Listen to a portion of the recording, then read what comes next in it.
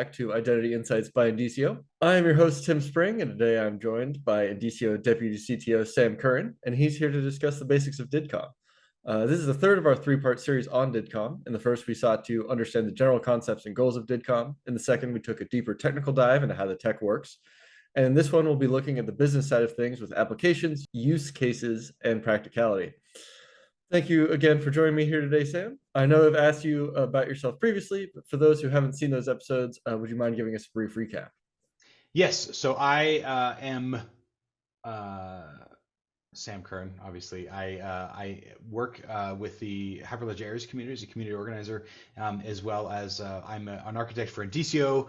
That's where I get paid, and then I'm also heavily involved in DIDComm. I have been since the beginning, both sort of with its birth within the Areas project, and then its formalization is DIDComm V2 inside of the Decentralized Identity Foundation and a working group for that purpose. So, topic near and dear to my heart. Awesome. Well, no, happy to have you back once again with us. So we've discussed a bit about how DIDComm works and to some extent some of the cool things that you can do with it.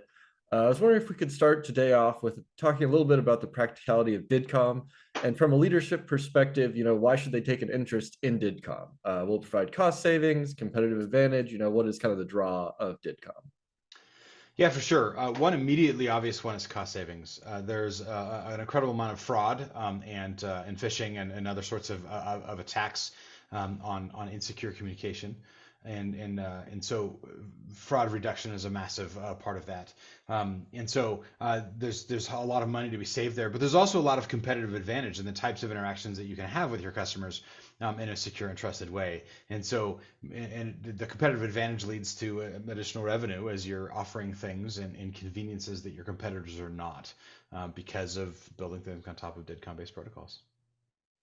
Absolutely. Would you mind giving us maybe a couple examples of what that competitive advantage might look like in, say some different scenarios, maybe a financial institution or, just your run-of-the-mill business? What would that kind of look like in your mind? Absolutely.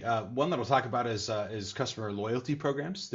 Most of us have contact with this by giving our phone number when we get to the grocery store in order to get a couple bucks off our ice cream or whatever we're doing. Right. That's the most common customer loyalty program that we run into. But there's certainly others,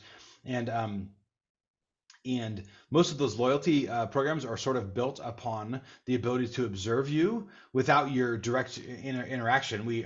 Now it's legally usually required to give consent for that sort of a thing, but they kind of observe you to learn what they can do, and that's fine. Businesses need to understand who their customers are, but they're missing a huge opportunity to directly connect with customers in a more useful way and reach out in a personalized way instead of like a mass marketing kind of way. Here's an example. The local grocery store does case lot sales. So once a year, they'll do larger bulk items of things, and you can sign up in advance, and you can get a substantially cheaper rate if you're buying multiple cases, one or more cases of something, canned green beans or whatever it might be. And so for people that want to stock up and have some food storage, it's a much cheaper way to buy common things that they do.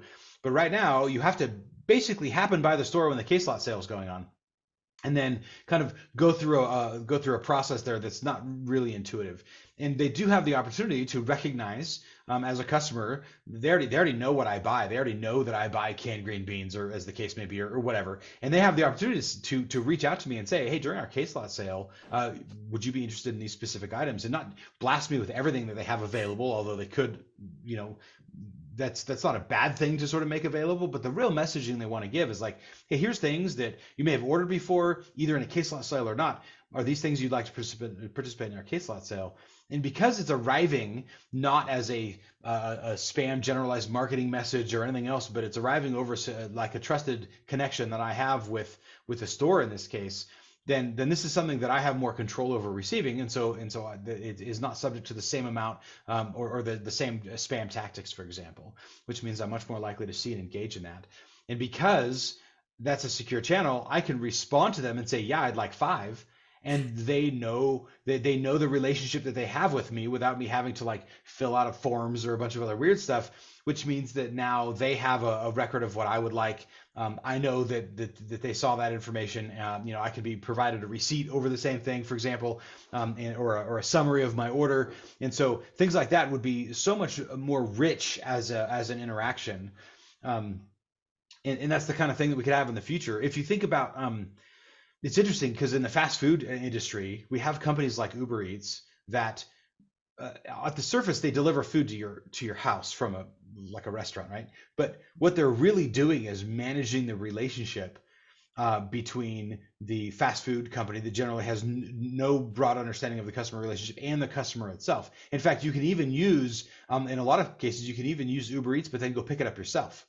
So it's weird that you're ordering through a company and then just doing the footwork yourself on that. And most companies are so bad at this actual direct integration with a customer that you have other companies stepping in to fill that gap.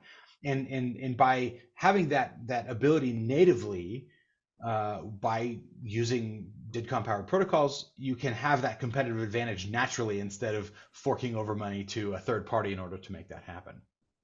No, that seems absolutely massive. So sorry to summarize there, it sounds like it could be much more targeted, which is, usually effective, right? That's what people want is stuff that they actually care about. So targeted is actually the wrong term because targeted makes you feel like you're narrowing in. This is a one-to-one interaction. It's that business interacting with me as an individual consumer. And so as long as what you mean by targeted is one person, then it works. But targeted usually means like, well, a narrower spectrum of the broad population. And it's I even argue that targeted is kind of the wrong term there because it's based on this one-to-one individual relationship, the way people normally interact. If I walk up to the grocery store and I talk to someone at the service counter or I'm talking to the checker, we're both people and we're engaged, of course, in this, I'm buying something at the grocery store, they work for the grocery store. But that connection is the type of thing that we as humans do all the time. Yet the digital tools that we have and the technologies available to us are actually terrible at enabling and replicating that one-to-one relationship that we have in the real life. Okay, interesting. No, that sounds like definitely would be a competitive advantage, right? You'd much rather buy from the guy that knows you than, some faceless corporation. To use your example, like Uber, right? Just managing that relationship. Totally. So, so we've briefly touched on use cases, and obviously, right, you kind of gave me an example there. But if you wanted to use DIDComm today, right, I know that that was kind of maybe a hypothetical, maybe that's already possible today. But I was curious, like, where do we stand kind of now if you wanted to try and implement DIDComm? Absolutely. So there's a variety of ways that you can get involved depending on kind of what your capacity or interest is.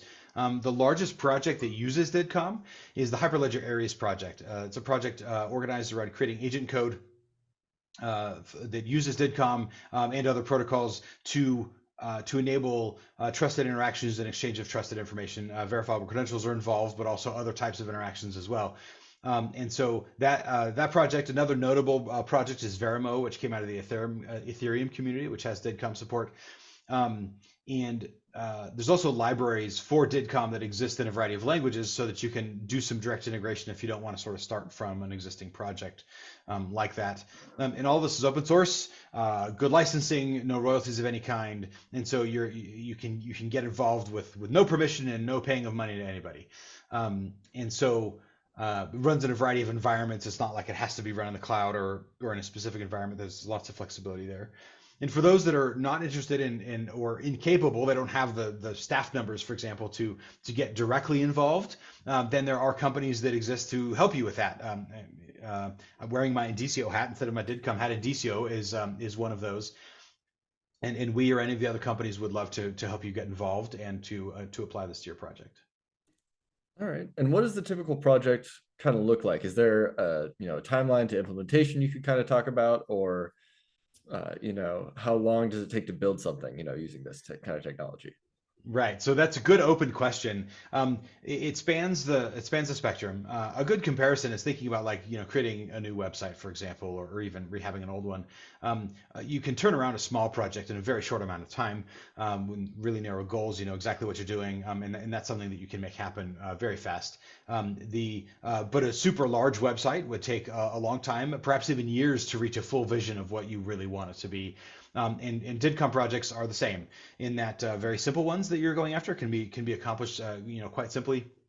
More complicated and involved projects might take quite a while to reach sort of the full deployment that you imagine.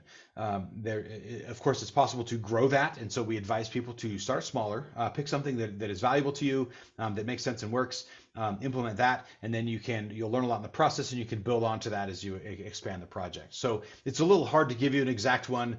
You can turn around, small projects in days. And much larger projects can take years.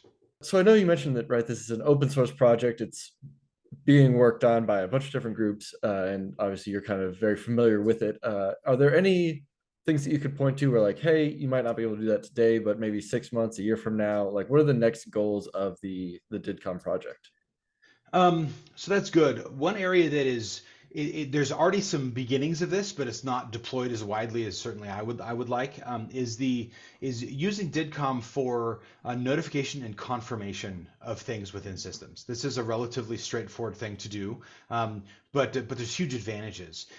Currently, notification systems and confirmation systems tend to use insecure technologies like email or SMS, and that's the source of a lot of fraud and a lot of lost money because of that fraud that happens. And so using secure DIDComm connections and communication between parties to notify you of things that occur, like a transfer on your bank account, or your package is ready to be picked up, or anything that occurs. The project, your product is shipped, would be a really good application for that type of a notification, as well as confirmations. Sometimes something will happen in a system, and it's important enough that you want to be able to confirm that action. So again, for a bank analogy, you could configure in a bank so that if you transfer more than a certain amount of money from one account to another, that they would send you a message to confirm that was. The most common form that we get of this today is when the credit card company sends you a text and said, "Hey, did you just spend $67 at the whatever store?" Because it triggered a possible fraud thing within their system, and they're reaching out to confirm whether that's accurate or not. And so doing those types of confirmations over DIDComm avoids the insecurity problems that come from these untrusted forms of communication. Kind of deal with it, and security companies and credit card companies, et cetera, they sort of metabolize and absorb the cost of the fraud that comes from this, but they shouldn't have to. We should have a reliable way to know that the message got to where I wanted to, and it's coming back, and it was secure and unobservable in the path. And SMS, unfortunately, just isn't that technology. The easiness of getting SIM cards cloned and things like that ends up causing problems. And it seems like every 6 months there's some celebrity that gets hit by one of these fraud tactics, and that doesn't have to be the case. So there's lots of really magical things that I could talk about from a business case, but a really practical one that I wish existed more, was simply using something like DIDComm, DIDComm, since we're here talking about it, for secure confirmations and notifications of things that happen in your systems. Okay.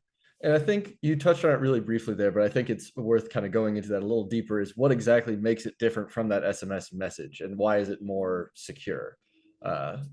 If you could talk about that a little bit.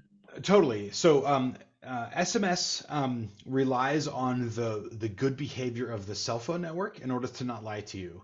And that's getting a little bit better, but it's still entirely possible, for example, to send you a text message from a number that I don't have. I can send you one from the White House switchboard, or I can, send you one from someone else, which means that you have an authentication problem. I don't actually know who's sending me that message quite directly, which means that I don't know how much trust to put in it, and that's a problem.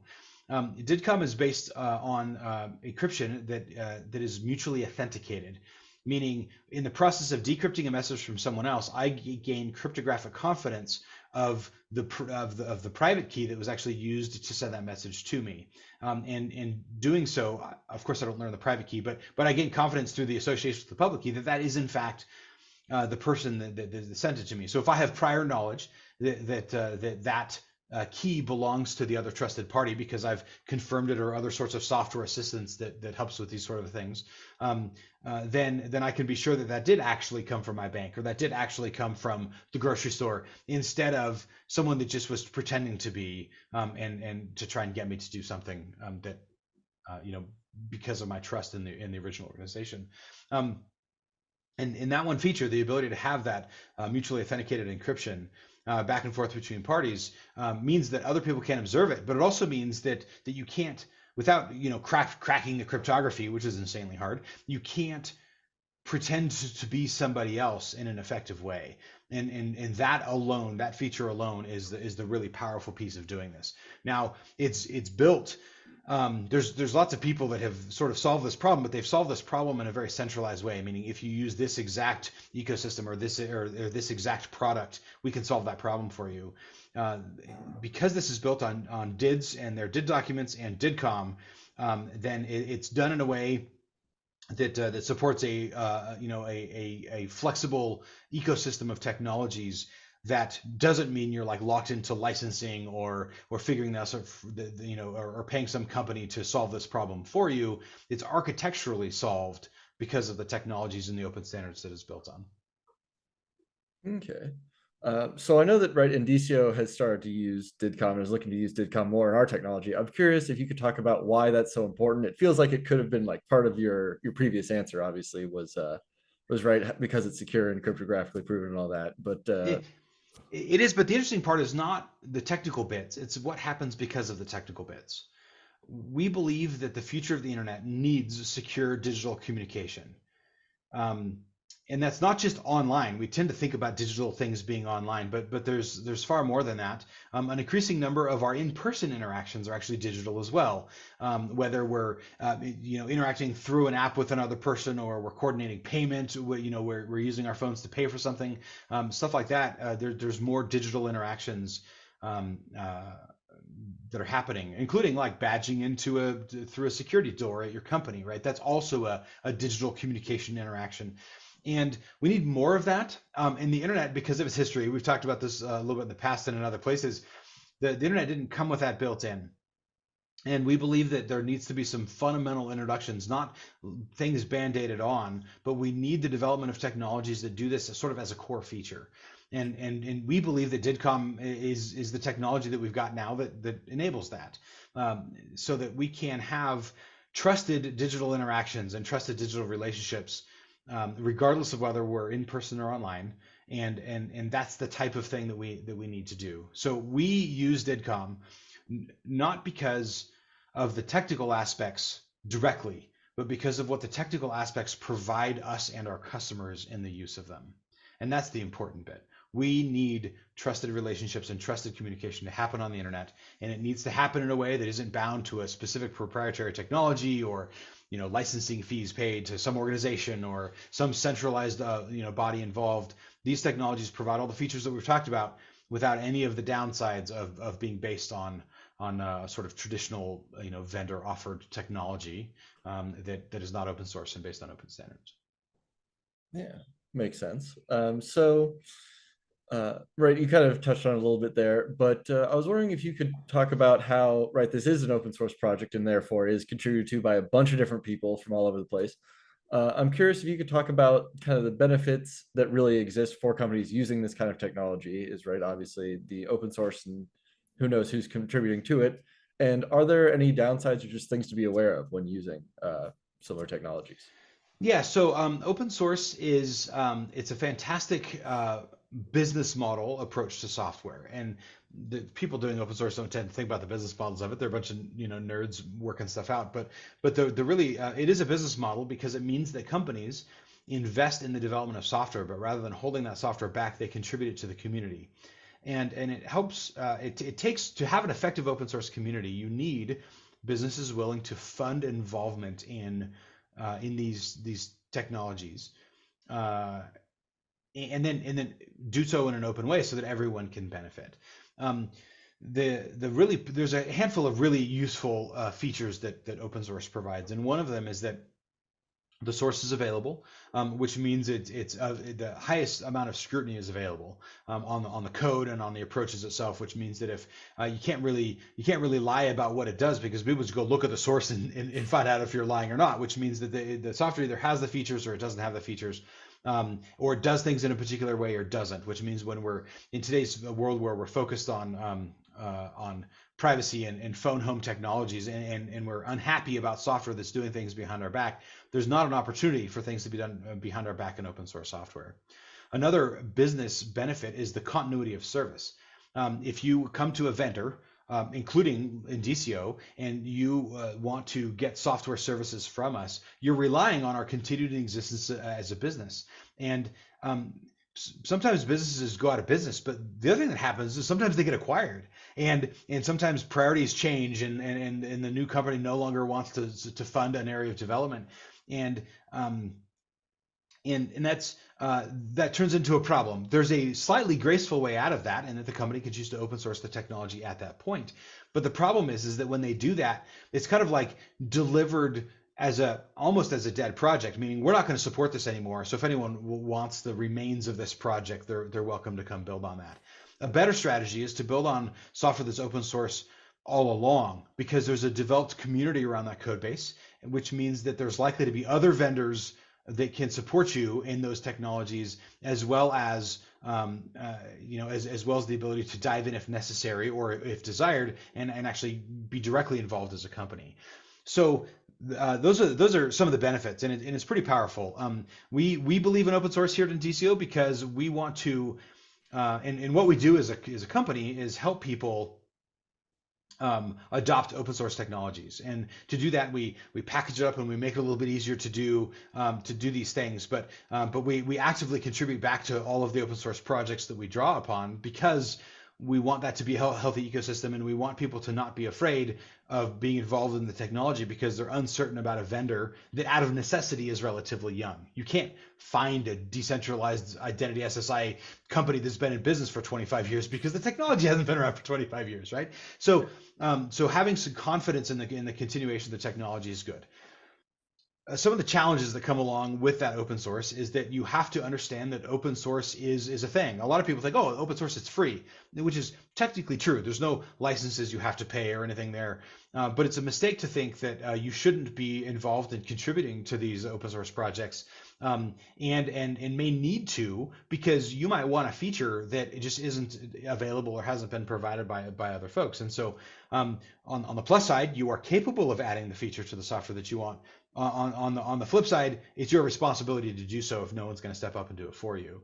And so this is really about sort of joining a coalition of community members that are oriented around a code base to make this happen, to make it occur. So the other thing that I have to mention here is that DIDComm is a younger technology than lots of the technologies that exist on the internet, right? So HTTP APIs have been around for a while, and DIDComm has been around for years, but not as many years as these other approaches have been that are a little bit more familiar. And so when you are coming to something that is new, it's a different architectural approach. It's a younger community, not in the sense that it was born like last month, but in the sense that it hasn't had the full lifetime that like HTTP has in order to develop.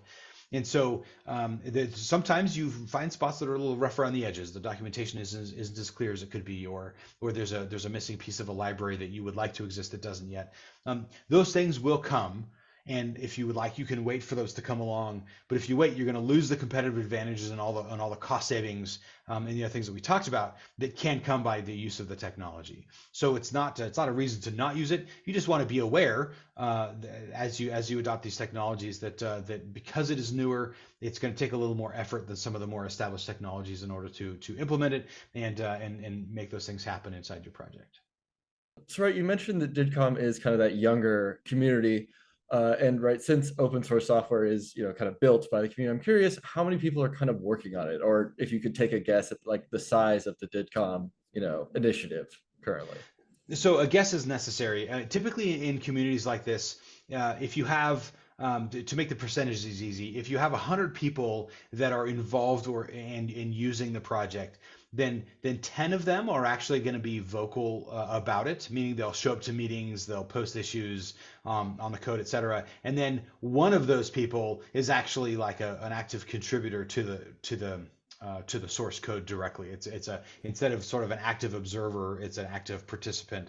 And so that's a bit of a rule of thumb when it comes to sort of visibility of communities. And so we regularly have, so there are DIDComm spec, there's a DIDComm spec working group, which meets a little less regularly now that the DIDComm v2 has been stamped. And then there's a DIDComm users group at the diff. In attendance there, it's a little harder during the summer season because of vacations and everything else, but we regularly have 15 people in attendance there. And then and then of course you have the other projects that use it. So I mentioned Verimo and of course the Hyperledger Indie project that uses it. And in those meetings within Aries, and these are the people that are using it, not necessarily seeking to contribute to it directly. The regular meeting participation at those meetings probably collectively is on the order of maybe 70 to 100, and that's like either weekly or bi-weekly depending on the cadence of those meetings. And those are the people that are actually actively participating. It's delightful to me when I hear about a project or someone that's doing something with DIDComm that like I didn't know of, and they're like, "Hey, I did this cool thing. Do you want to see it?" I'm like, "Yes, I do," because I'm a huge fan of the technology, of course, and so I love discovering new things that I didn't know that happens. And so there's a lot of projects like that that are kind of lurking. People are just doing their thing within a business or whatever else and don't necessarily surface it up to the rest of the community. We love it when people do that. It's super fun and motivational to see that happen.